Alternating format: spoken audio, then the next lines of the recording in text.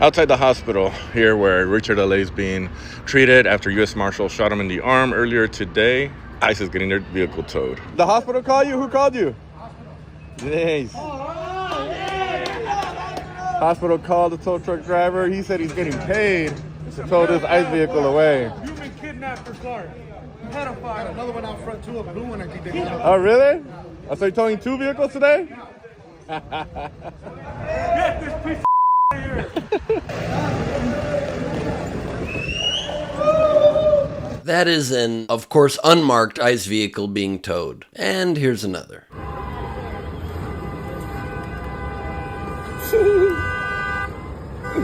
Yeah, actually got it.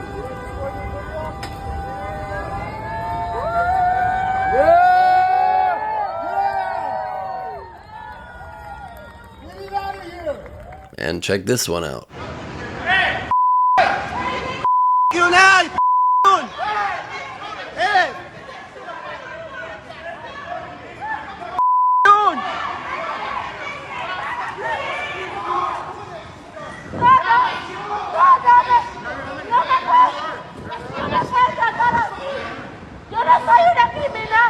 Please notice during this one, while the ICE officer's car is being towed and he jogs after it and clearly isn't even trained or in physical shape enough to run even 10 feet, the camera pans back and you see an ICE officer with his knee on the neck or upper shoulder of a woman who is screaming. And clearly your training is not good enough if you can't detain a helpless woman without putting your neck and full body weight on her body. But communities are doing what they can to push back in lawful ways against ICE's abuses, against the egregious and racist and authoritarian moves of the Trump administration to use its law enforcement to make America not so great again, to make America treat minorities even worse again. The communities are finding creative solutions to protect themselves from ICE, and of course it's illegal to interfere with law enforcement activities, but it's not illegal to tow a car that's illegally parked. And if you're not wanted in a community and you don't coordinate with the local community to justify your presence there, then you're going to deal with lawful protests and lawful measures taken to protect the citizens of that community. But ICE, of course, is taking illegal actions, like this video of them ramming their car into an American citizen. What you're looking at is ICE agents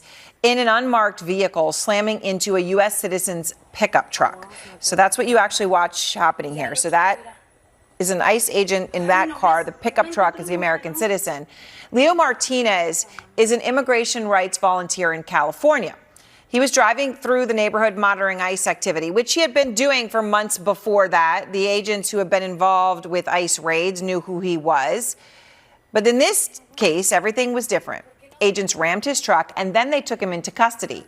The incident ignited outrage and protests. Martinez was hospitalized after that car rammed into him.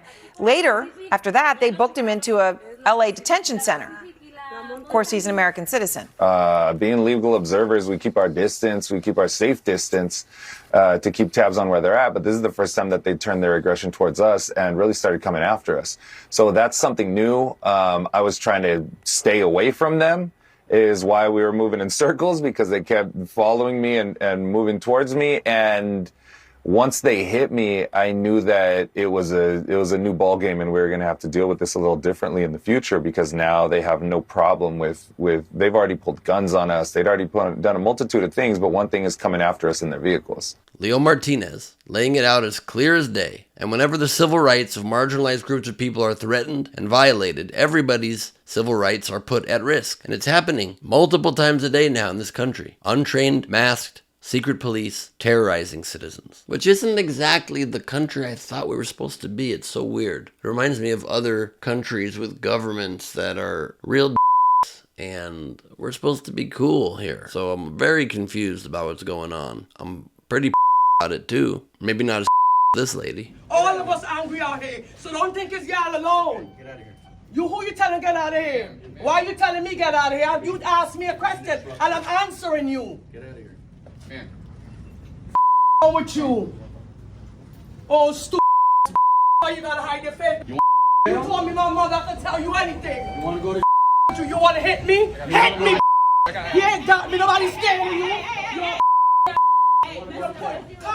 Come. I got rings on, bitch. So me and you go fight. Yeah, you a And look, I don't think it's good practice to get in the face, nor to threaten. You certainly definitely should not be threatening law enforcement agents, even if you disagree with what they do. But the woman's temper boiled over and she took her chances. Looks like she got out lucky in that situation. But the whole interaction definitely encapsulates the anger, the frustration, the helplessness that so many, not just undocumented immigrants, but so many of us are feeling right now in this country at the hands of this ever-increasing authoritarian regime. And creativity is one way to push back, like all the people wearing all the animal inflatables in Portland, using humor to do it. I enjoy that. I think that's a clever way to do it, but my Republican friends think it's unacceptable Antifa terrorist behavior to be humorously protesting. Just like when Fox News pretended that the No King's Day rally was some big danger to the country full of terrorists. Here it is in the words of Sam O'Hara, known on TikTok as Freed C20009. Quote, "Armed National Guard should not be policing DC residents as we walk around our neighborhood," said O'Hara in a statement released by the ACLU. "It was important to me not to normalize this dystopian occupation. Instead of respecting my right to protest, police officers handcuffed me so tightly my wrists were still marked